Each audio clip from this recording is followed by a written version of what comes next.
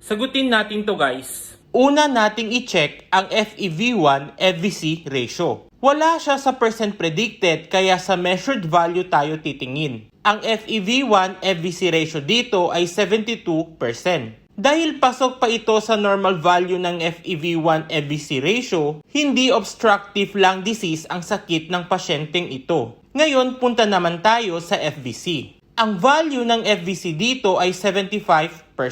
Hindi ito pasok sa normal value ng FVC. Ibig sabihin, may restrictive lung disease ang pasyente. Ngayon, check natin ang severity ng restriction. Para ma-check natin ang severity ng restriction, sa FVC pa rin tayo titingin. Dahil 75% ng FVC ng pasyenteng ito, ibig sabihin mild ang degree ng restriction. So ang resulta nitong PFTI, mild restrictive lung disease. So ang sagot dito ay letter E. So tama ang sagot ni na Janet at JJ. For more RT related videos, follow for more.